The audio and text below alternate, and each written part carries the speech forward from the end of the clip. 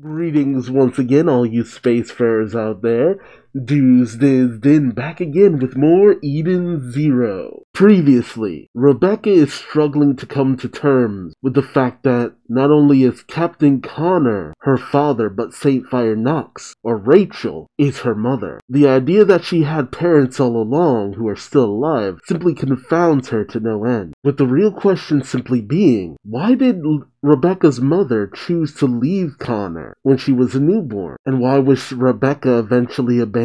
Shiki and Hermit are also trying to interrogate the clown, with Shiki receiving the final memories that correlate the dark stars and the shining stars, a memory of Clown and Sister as human, Clown being a doctor and Sister being his patient. How close are we to finding out what these alternate timeline memories are about? Well, it seems we might start getting some answers, as Saintfire Knox has awoken. What will she have to say? Join me as I find out, won't you? Alright, cover page of Shiki, getting ready for a workout. Chapter 218, Saintfire. Okay, simple as that. Okay, since Rebecca was previously in the bath, we see her running through the halls of the Eden Zero in nothing but a towel, so expect fan service. Rebecca thinks to herself, Mom, she abandoned her husband and daughter and became the founder of some freaky church. And she's one of the Horatius Galactica. Rebecca stops in her tracks and reconsiders, saying,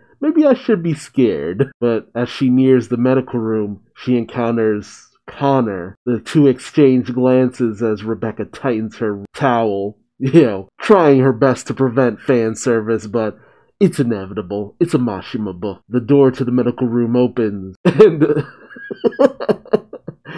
Saintfire Knox has Sister bound, hilariously enough, as Sister screams out, what do you think you're doing? Ow, ow, ow, ow. Naturally, Rebecca and Connor are absolutely stunned by this sight. I have to assume that she was just like, okay, woke up in a strange place, don't know where I am, might as well take a hostage just in case. Saintfire Knox angrily says, what do you think you're doing, ducky?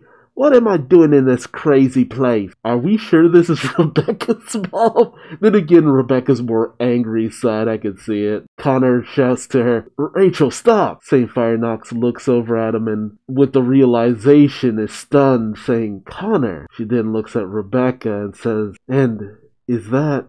She's a lot more feisty than what I was expecting. As things have calmed down, we have Sister, Connor, Happy, and Rebecca standing around Saintfire Knox. Sister sits down and explains to everyone, the second she woke up, she started attacking me, and quick enough to put Rebecca's speed to shame too. Saintfire Knox says, yeah, I'm real sorry about that. See, the last thing I remember is Ziggy attacking the church. You can't blame me for thinking I was captured by Ziggy. Her way of speaking is very posh, a little bit more casual than what I was expecting. Happy tells her, well, you were, so Saintfire Knox looks to Rebecca and says, look at how you've grown, Rebecca. Although Rebecca defiantly says, of course, now you start talking like a mother, as if you didn't abandon me. Saintfire Knox smiles and says, that's fair. Connor then says, I never knew where you came from. I didn't know the Church of Saintfire were your family. Do they have anything to do with what happened? Saintfire Knox says, anything I say will sound like an excuse. But Rebecca tells her, I still have a right to hear it, alright? Let's get down to brass tack. Rebecca says, tell me everything. Saintfire Knox pauses, but then says, I wouldn't know where to start.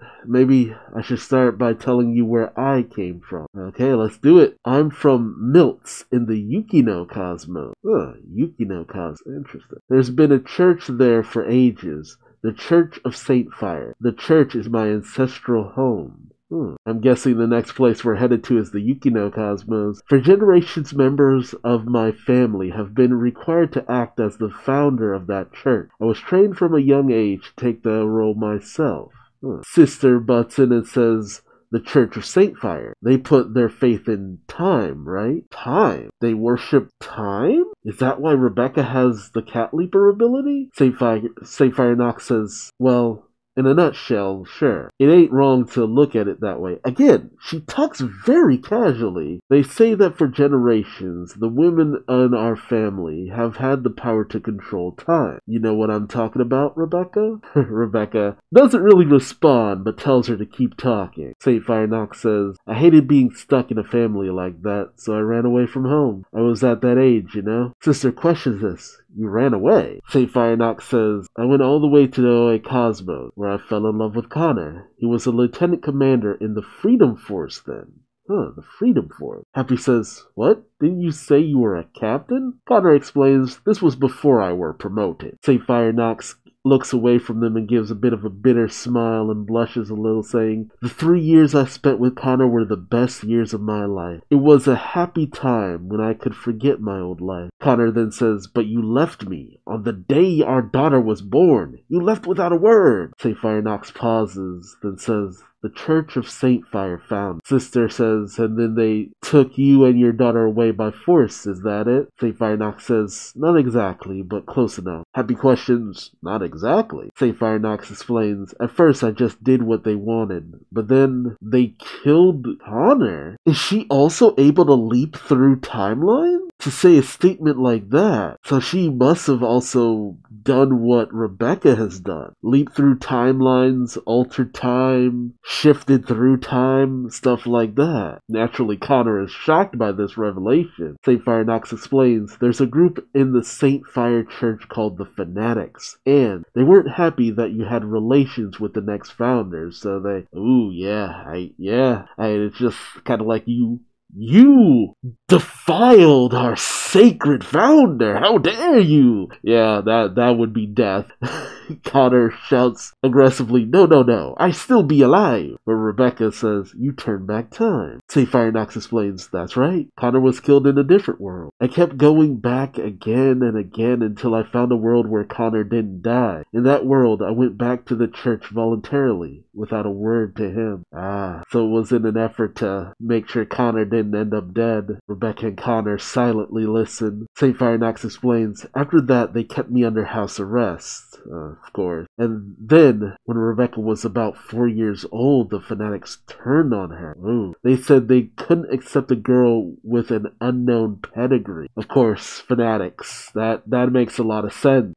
Damn. Rebecca questions, did I die too? Saintfire Knox, with tears welling up in her eyes, says, I don't even know how many times I had to watch my daughter die. Oh, gee. I tried to find a world where you survived and we lived together. I tried hundreds, thousands of times to find somewhere, but I couldn't. This power can only do so much. And I realized that I didn't have the ability to turn back time no more. As a last resort, I sent my daughter far away to the cosmos where the cherry blossoms dance, right? God, that's heartbreaking. Because it's not so much of a situation where, hey, you don't know what would have happened if you just kept your daughter around. No, it's like, you know what would have happened, because you've literally seen it happen multiple times. That is a special kind of tragic.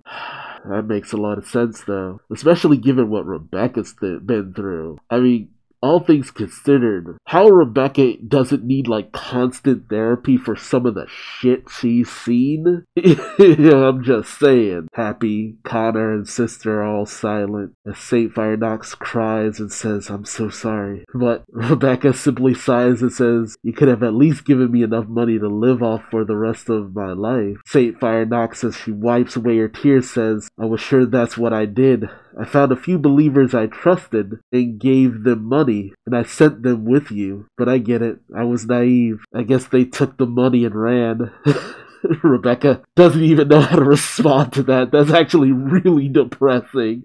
But, that's rough. Even the people she thought she could trust were nothing but were essentially just charlatans. Took the money and ran and left Rebecca on her own. Damn. Saintfire Knox then explains, the Church of Saintfire started scaling back after that. Eventually, they forgot all about their cockamamie traditions. Okay. Sister questions, so how did you get to be one of the Oratians says Galactica? Saintfire Knox explains, it was my mother that they called that Rebecca's grandmother. Her powers were really something. Everybody everywhere was afraid of her. Nox is a title that's given to all the church founders. The name took on a life of its own, and by my generation it struck fear into the hearts all over the cosmos. So I guess I officially can't call her Saintfire Nox since, that's more of a title than a name. Okay. Rachel from here on out. Connor says, the church came to find you because... Rachel says, my mother had passed away. Yeah. I wonder what she died of. Rebecca doesn't say anything, and Rachel solemnly says to her, I'm so sorry I left you all alone, Rebecca. Rebecca then turns to walk out the door, and Happy calls out to her. Rebecca explains, I'm going to get dressed. I was fine. Happy was with me through it all. I never felt lonely at all. I still have some mixed feelings to work through. But for now, I'm just glad I got some answers. And I'm glad I got to meet you. Oh. See, I'm actually glad it wasn't just Rebecca just leaping into her arms or anything like that. It's just like, that's the thing. Rebecca doesn't know these people, unfortunately. That's the sad thing. This is someone who's probably made peace with the fact that she probably never meet her parents, and maybe there'd be no reason to meet them, and as sucky as it is, there's nothing to really feel towards them. At least not yet. It's one of those things where maybe over time they could get to know each other, hopefully.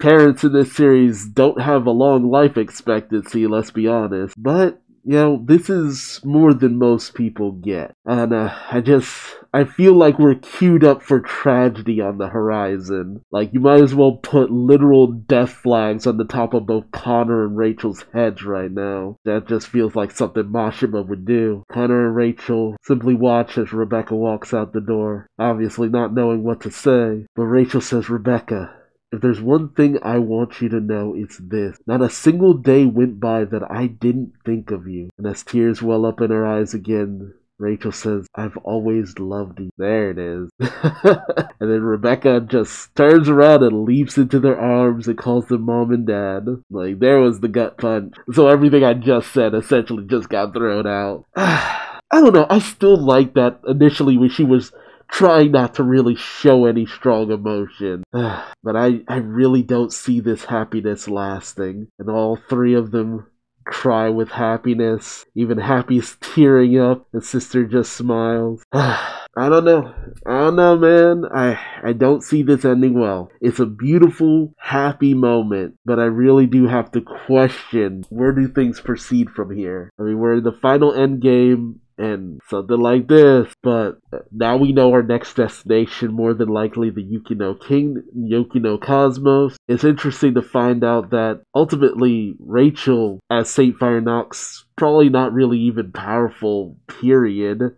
Most of that power came from her mother, which kind of leaves me kind of wishing we had gotten to know that one too. But, the whole previous arc on Lendard and everything really just displayed that those who are labeled as Horatio Says Galactica, sometimes they're actually threats to the galaxy. But a lot of other times they're also just people who are pretty strong and pretty capable throughout the cosmos. But I do wonder how Connor and Rachel factor into the story going forward. I could not see myself putting money on both of them surviving to the end of all this. It'd be nice if they do, though. But ever since that Hall of Dead Moms, it's just like, yeah, no, you don't have something like that and not have me think something morbid is around the corner at any point. But my question now is, what kind of power does